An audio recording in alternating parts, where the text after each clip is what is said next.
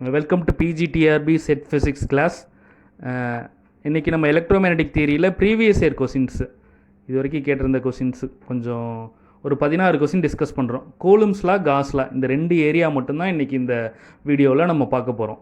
சரிங்களா? இந்த கூலும்ஸ்லா காஸ்லாலேருந்து இது வரைக்கும் 16 கொஷின் கேட்டிருக்கிறாங்க. ஸோ 2019 கொஷின் ஆல்ரெடி டிஸ்கஸ் பண்ணிட்டோம். அதுக்கு முன்னாடி உள்ள பழைய கொஷின்ஸ் பாருங்களேன்.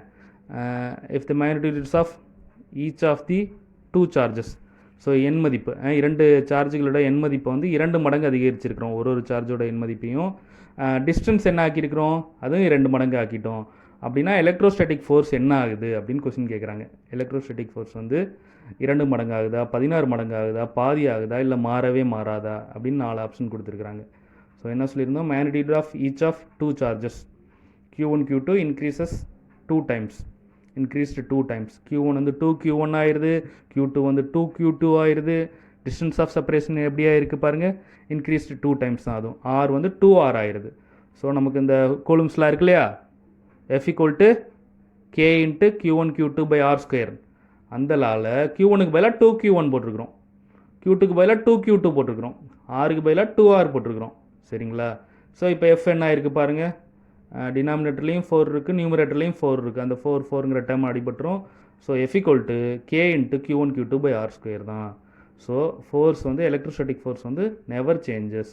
ஸோ சார்ஜை 2 மடங்கு ஆக்கணும், ஒரு சார்ஜையும் 2 மடங்கு ஆக்கணும், டிஸ்டன்ஸை 2 மடங்கு ஆக்கணும். அப்படின்னா என்ன ஆயிடுது, 2 × 2, இங்கே ஒரு 2², அப்போ அடிபட்டுரும். So 2 × 2/2² never changes. ஓகேவா? அடுத்தது கொஸ்டின் பாருங்கள். Coulomb's law relates charge and distance between interacting charged bodies, describing the electrical force as being. So Coulomb's லாவோட ஸ்டேட்மெண்ட்டை தான் இங்கே கேட்டிருக்கிறாங்க.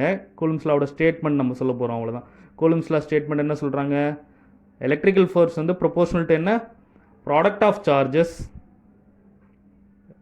Proportional to the product of charges and inversely proportional to the distance square. அதான் option D வந்துட்டு இருக்கு பாருங்கள். Option A வரவே வராது, ஆப்ஷன் பி வராது, ஆப்ஷன் சியும் வராது. ஆப்ஷன் டி தான் கரெக்டான option. Proportional to the product of charges and inversely proportional to the distance square. Coulomb's லாவோட ஸ்டேட்மெண்ட்டே கேட்டிருக்கிறாங்க அவங்க டைரெக்டாக. ரொம்ப சிம்பிளாக தான் கேட்டிருக்கிறாங்க. போன பிஜிடிஆர்பியில் கூட என்ன கேட்டிருந்தாங்க, F ப்ரொபோஷனல் டு 1/R² டைரெக்டாக கேட்டிருந்தாங்க.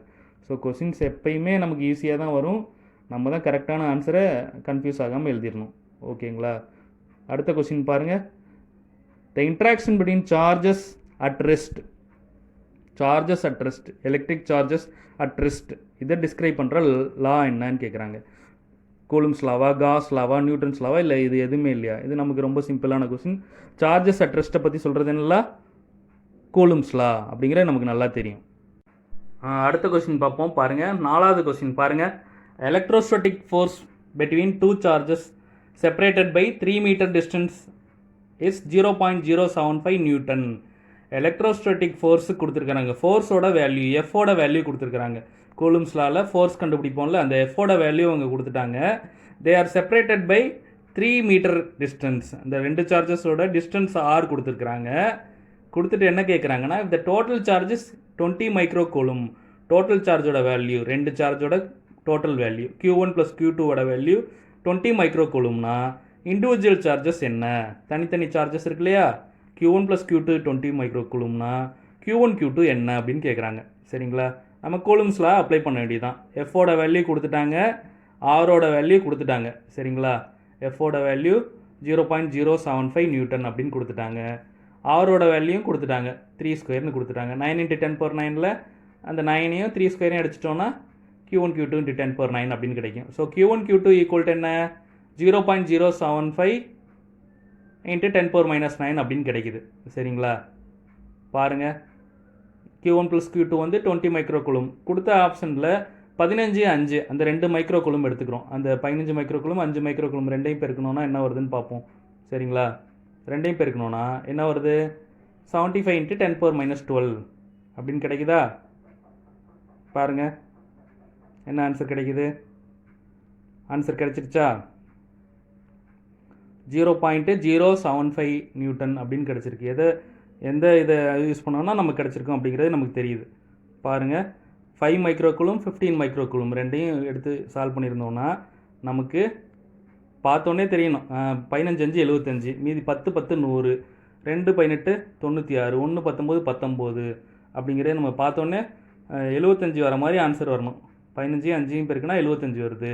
ஸோ அதான் ஆன்சர் அப்படிங்கிறத கண்டுபிடிச்சிடலாம். சரிங்களா? இதை சால்வ் பண்ணோன்னா நமக்கு என்ன ஆன்சர் கிடச்சிரும்னா 5 மைக்ரோகுலும் 15 மைக்ரோகுலும் அப்படிங்கிற ஆன்சர் வந்து நமக்கு கிடச்சிரும். சரிங்களா? பார்த்துக்கோங்க. ஸோ Q1 Q2 இந்த சார்ஜோட வேல்யூலாம் நம்ம கண்டுபிடிச்சிட்டோம். இப்போ கொடுத்த ஃபோர்ஸு கொடுத்த டிஸ்டன்ஸு இந்த 2 வேல்யூயை வச்சுட்டு நம்ம என்ன பண்ணியிருக்கிறோம், சரியான விடை என்னன்னு கண்டுபிடிச்சிருக்கிறோம். ஏ தான் சரியான ஆன்சர். 5 மைக்ரோகுலும் 15 மைக்ரோகுலும் அப்படின்ட்டு. சரிங்களா? இது ரொம்ப சிம்பிளான கொஷின் தான். சரிங்களா? நெக்ஸ்ட்டு ஒரு கொஷின், என்ன கொஷின் கேட்டிருக்காங்கன்னு பார்ப்போம். 5வது கேள்வி பாருங்கள். 5வது கேள்வி, the value of permittivity of free space. Permittivity of free ஸ்பேஸோட வேல்யூ என்ன அப்படின்னு கேட்குறாங்க. எப்சிலான் நாட்டோட வேல்யூ தான் கேட்குறாங்க, ஒன்றும் இல்லை. வேறு மாதிரி ஏதோ கொடுத்துட்டு எக்ஸ்பிரஷன்லாம் வேறு மாதிரி கொடுத்துருந்தாங்க. இது ஒரு பிஜிடிஆரில் கேட்டிருந்த கொஸ்டின் தான். 1/4 epsilon not equal to 9 × 10⁹ newton metre square coulomb power -2 அப்படிங்கிறது தெரியும் நமக்கு. இது எப்சிலான் நாட் ஈக்குவல் டு என்னென்னு எழுதிக்கலாம், 1/4 × 9 × 10⁹ அப்படின்னு எழுதிக்கலாம். சரிங்களா? ஸோ எப்சிலான் நாட்டோட வேல்யூ என்ன, அப்போ 10⁹ மேலே போச்சுன்னா 10⁻⁻9 ஆயிரும். So 10⁻⁻9 divided by 36 pi. சரிங்களா? 4π × 9 பெருக்கியிருக்கிறாங்க, பெருக்கிட்டு 36 பை அப்படின்னு போட்டிருக்காங்க. Epsilon not equal to 10⁻⁻9/36 pi. அதுதான் சரியான விடை. Value of permittivity of free space in coulomb square newton power -1 m power -2 is 10⁻⁹ pi அப்படிங்கிறத சொல்லியிருக்கிறாங்க. சரிங்களா? ஸோ ஒரு பிஜிடிஆர்பிலையும் கேட்டிருக்க கொஷின்ஸ்லாம் கொஞ்சம் எல்லாமே ஈஸியான கொஷின்ஸ் தான். அந்த டயத்தில் நம்ம யோசித்து இது என்ன கேட்டிருக்கிறாங்க, ஏதோ வித்தியாசமாக கேட்ட மாதிரி இருந்திருக்கும் அந்த டயத்தில். இது ஒரு பிஜிடிஆரில் கேட்ட அந்த டயத்தில். சரியா? நெக்ஸ்ட் கொஸ்டின் பாருங்கள். The value of 1/4 epsilon not இப்போ தான் பார்த்தோம். சரிங்களா? போன கொஸ்டின், இந்த கொஸ்டின் பார்த்துட்டு கூட அந்த கொஸ்டின் பார்த்துருக்கலாம். 1/4 எப்சிலான் நாட்டோட வேல்யூ என்ன அப்படின்னு கேட்குறாங்க. டைரக்ட் கொஸ்டின், ரொம்ப சிம்பிளான கொஸ்டின். 1/4 எப்சிலான் நாட்டோட வேல்யூ என்ன, 9 × 10⁹ newton metre square coulomb power -2. இதில் கன்ஃபியூஸ் ஆகிறதுக்கு வேலையே இல்லை. ஸோ ஆப்ஷன் பி தான் சரியான விடை அப்படிங்கிறது நமக்கு நல்லா தெரியுது. அடுத்த கேள்வி பாருங்கள். காஸ் லாக்கு வந்துட்டோம். இப்போ இது வரைக்கும் கூலும்ஸ் லா கொஸ்டின்ஸ் பார்த்துட்டு இருந்தோம். அடுத்து காஸ் லாவில் பாருங்கள். The outward flux of E through any closed surface S is equal to outward flux of electric field E through any closed surface S is equal to என்னன்னு கேட்டிருக்கிறாங்க. φ என்னங்கிறது தான் இப்படி கேட்டிருக்கிறாங்க. Is equal to 1/ε0 times the net charge inside. First ஆப்ஷனே நமக்கு சரியான option, சரியான விடையாக இருக்குது. இதெல்லாம் நெட் சார்ஜ் இன்சைடுக்கு ஈக்குவலாக இருக்காது. ε0 டைம்ஸ் த நெட் சார்ஜ், ε0 × Qங்கிற மாதிரி கொடுத்துருக்குறாங்க. ε0² Q அப்படிலாம் கிடையாது. So is equal to φ is equal to Q/ε0. φ is equal to 1/ε0 times the net charge inside. So Gauss லாவில் சிம்பிளாக இந்த மாதிரி கொஸ்டின்ஸ்லாம் கூட கேட்டிருக்கிறாங்க, பார்த்துக்கோங்க. Gauss law. ஓகேவா? நெக்ஸ்ட் கொஸ்டின் பாருங்களேன். Differential form of Gauss law in MKS சிஸ்டம்னு கேட்டிருக்கிறாங்க. Div V equal to 4πρ, div V equal to ρ/4πε0, div V equal to ρ/ε0, div V equal to ρ. இந்த மாதிரி 4 ஆப்ஷன் கொடுத்துருக்குறாங்க. ஸோ டிஃபரன்ஷியல் ஃபார்ம் ஆஃப் காஸ்லாம் நமக்கு நல்லா தெரியும். டை V ஈக்குவல் டு ρ/ε0, இல்லாட்டி tie D equal to ρ(f) அப்படின்னு கூட எழுதிக்கலாம். ஓகேவா? நெக்ஸ்ட் கொஸ்டின் பாருங்கள். இது ரொம்ப straightforward question. Gauss law relates option B, flux and charge அப்படிங்கிறது நல்லா தெரியும் நமக்கு. நெக்ஸ்ட் கொஸ்டின் பாருங்கள். The total normal electric flux over a closed surface surrounding a charges. இதுவும் ரொம்ப சிம்பிளான கொஸ்டின். வேறு மாதிரி கேட்குறாங்க, அவ்வளோதான். ஒரே ஆன்சரு, ஆனால் கொஸ்டின் தான் வேறு. பாருங்கள். The total normal electric flux φ over a closed surface surrounding a charge என்ன, φ வந்து ப்ரொபோஷனல் டு என்ன அப்படின்னு கேட்குறாங்க. ப்ரொபோஷனல் டு என்ன நல்லா தெரியும், directly proportional to the charge. நம்ம மற்ற ஆப்ஷன்லாம் நம்ம இங்கே பார்க்கணுன்னு அவசியமே கிடையாது. φ is directly proportional to the charge. Inversely proportional to charge வராது, directly proportional to square of charge வராது, inversely proportional to square of the சார்ஜும் வராது. So φ proportional to Q. Total normal electric flux is directly proportional to charge. அடுத்த question பாருங்கள். Integral E.ds equal to Q/ε0. இது Gauss law, ப்ராக்கெட்லேயே அவங்களே கொடுத்துட்டாங்க. Is valid for Gauss law வந்து எங்கே வேலிடுன்னு கேட்டிருக்கிறாங்க. சார்ஜ் இன்சைட் சர்ஃபேஸா, சார்ஜ் அவுட் சைட் சர்ஃபேஸா, charge inside and outside சர்ஃபேஸா, நெய்தர் ஆஃப் தீஸா. பாருங்கள், காஸ் லா எங்கே valid? Only for charge inside the surface. Option A தான் correct. Outside the surface, charge outside the surface will contribute nothing to the flux. ஓகேவா? Only the charge present inside the surface. So location எங்கே வேணால் இருக்கலாம். Charge இங்கே நடுவில் சென்டரில் இருக்கலாம், சென்டர்லேருந்து ஓரத்துக்கு நோத்திட்டு போயிருக்கலாம். இன்சைட் த சர்ஃபேஸ் இருந்தால் போதும். So Gauss law is valid for எங்கே?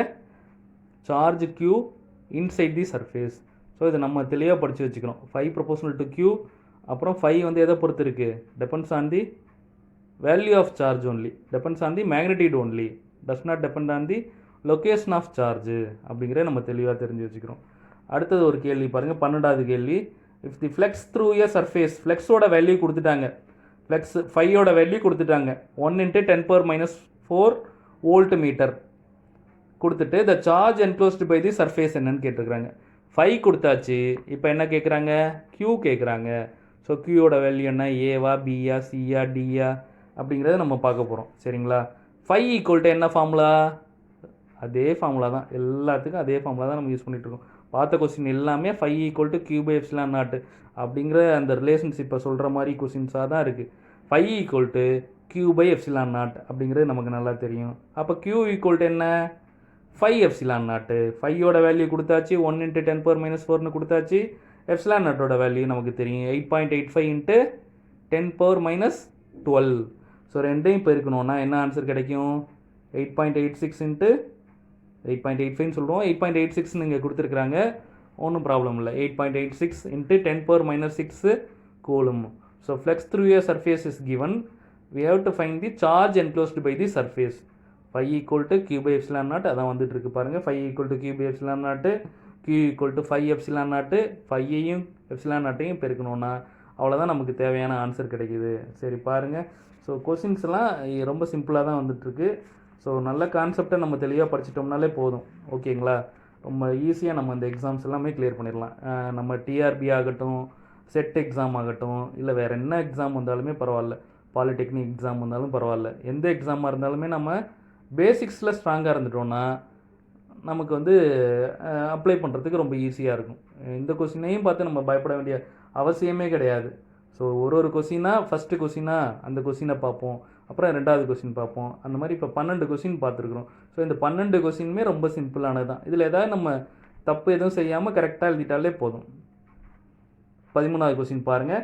A charged particle is placed at the center of a spherical Gaussian surface.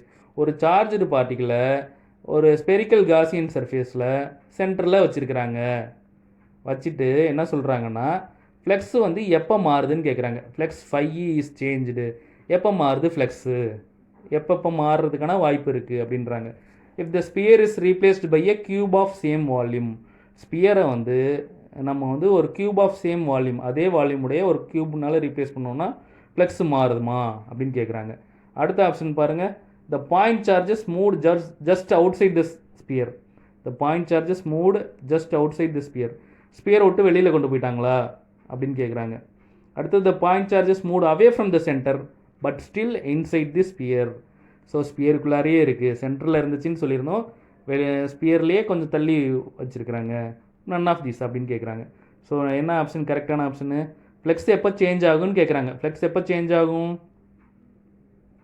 எப்போ ஃப்ளெக்ஸ் சேஞ்ச் ஆகும்?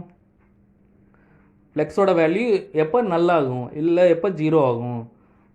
Sphere is replaced by cube of same வால்யூம்னா மாறாது. Point charges move just outside the ஸ்பியர்னா flux வந்து இருக்காது.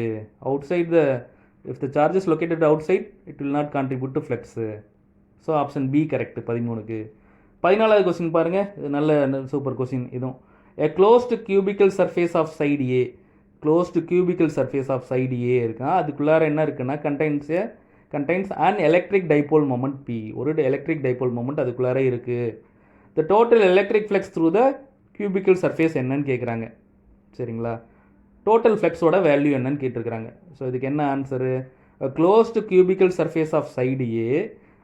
Side A உடைய ஒரு cube இருக்குது, ஒரு க்ளோஸ்டு கியூப் இருக்குது, அதில் ஒரு எலக்ட்ரிக் டைபோல் மொமெண்ட் பி இருக்குது. அப்போ டோட்டல் ஃப்ளக்ஸ் என்ன? இதுவும் காஸ் லா தான். Phi equal to Q by epsilon not அப்படின்லாம் சொல்லுவோம் இல்லையா நம்ம. இங்கே என்ன சொல்கிறோன்னா பின்னு தான் கொடுத்துருக்காங்க, சார்ஜுக்கு பற்றியே பேசலை. பி டைபோல் மூமெண்ட் தான் கொடுத்துருக்காங்க. டைபோல்னாலே 2 சார்ஜும் இருக்கும் அப்படின்றது நமக்கு நல்லா தெரியும். ப்ளஸ் சார்ஜும் இருக்கும், மைனஸ் சார்ஜும் இருக்கும். ப்ளஸ் கியூ மைனஸ் கியூ ரெண்டு சேர்ந்தது தான் என்னது?